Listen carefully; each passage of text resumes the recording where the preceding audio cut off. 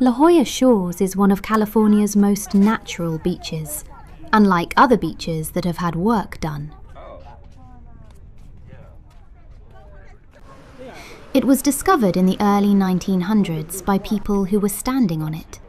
Before that, it was mostly ocean, and then not ocean, and then ocean again. After this kept happening, they decided to call these waves. The name La Jolla means the jewel in Spanish, although some historians now believe it translates more accurately to that bit near San Diego with the seals. La Jolla was founded in 1853, when a group of settlers looked at the coastline and agreed it seemed expensive. Originally, the town was established as a lighthouse for ships that weren't there yet. The lighthouse was later removed when officials realized the sun already worked during the day. Early industries included salt appreciation and competitive horizon watching. Residents would gather to observe the ocean and confirm it was still horizontal. The town's first mayor was elected on a platform of more cliffs. Historians credit his administration with successfully raising several by at least a visual inch.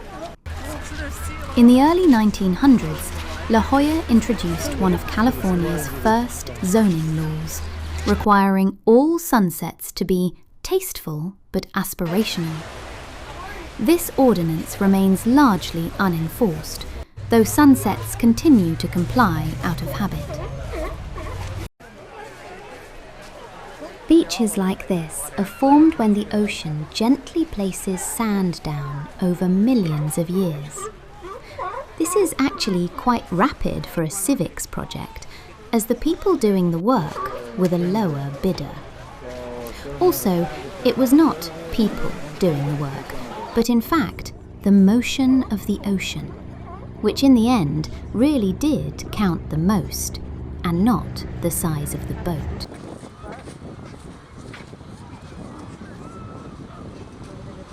Every summer, as temperatures in Arizona rise to what scientists describe as medically persuasive and an affront to nature and proof that God hates us all, the sand of La Jolla Shores must be replenished, as a sizable percentage is eaten by toddlers left unattended.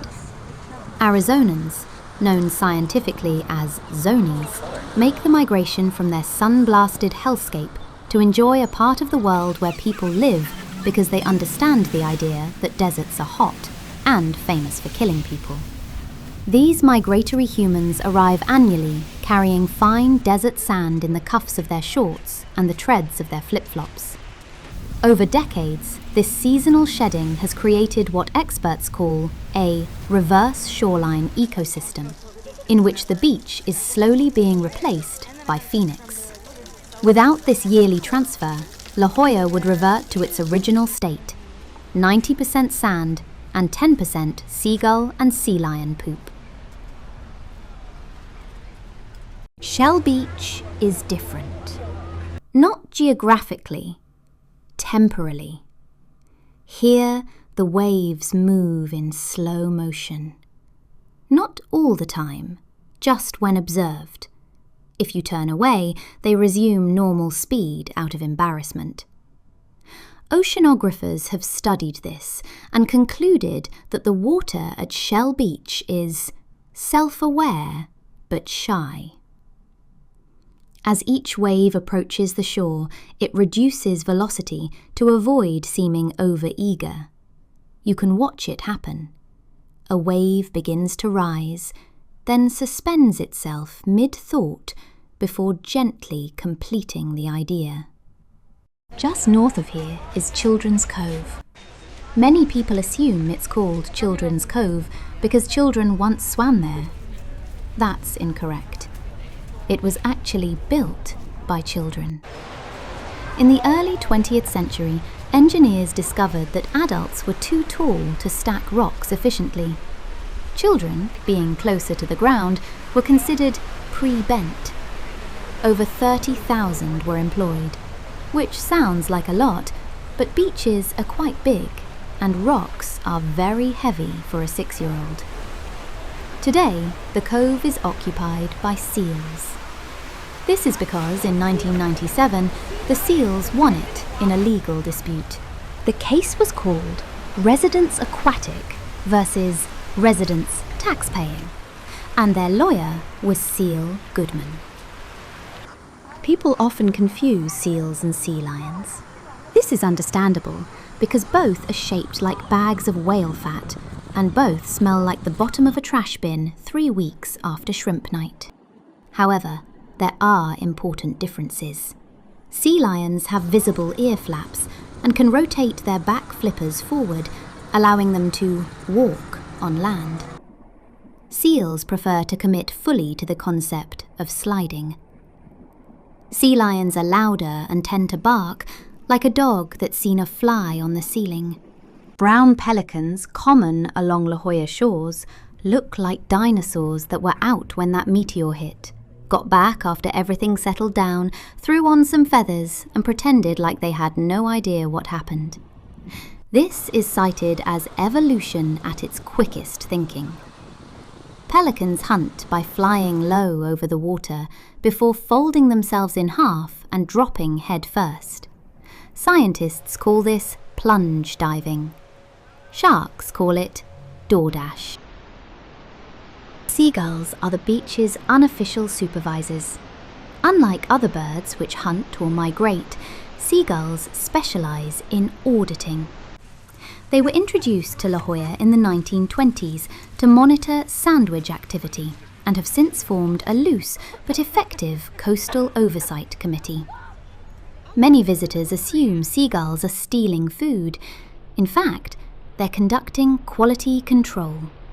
If a gull takes your fries, it's less theft and more peer review. Marine ornithologists believe the gull's distinctive call, often translated as mine, is actually an ancient coastal dialect meaning it was never yours. They are also the only known species capable of making eye contact while committing a misdemeanor. La Jolla is not just a beach. There are buildings, and people in the buildings. The town is known for its elegance, its ocean views, and its residents' deep concern about how you simply look like you don't belong here, and maybe Ocean Beach would be more appropriate. Many homes here feature large windows, allowing owners to monitor the Pacific Ocean in case it tries anything. La Jolla has boutiques instead of stores, galleries instead of walls, and conversations that begin with, "We summered in," even though it is already summer. The architecture blends Mediterranean villas with modern coastal minimalism, a style best described as wealth with corners softened. It's that, or a sign detailing how this particular property can be rented. Residents can often be seen walking small, emotionally complex dogs. These dogs are not for protection, but for brand alignment. It is not considered impolite to ask a dog if you can have some of its Xanax. Despite the town's polished appearance, there is a deep commitment to nature. This is why many homes are built carefully around the ocean, as a wall to keep those that would ruin it with their non-richness safely out in East County, where they belong. La Jolla remains one of the few places where you can buy a smoothie, discuss marine conservation, and refinance something all before noon. And so, La Jolla remains what it has always been. A place where the ocean behaves, the cliffs pose confidently, and wildlife maintains surprisingly strong legal representation. It is a town built on sand, memory, and extremely deliberate waves. Which proves that history isn't just something that happened, it's something that stands near water and waits and watches you. while you sleep. La Jolla knows where you live. Shelley.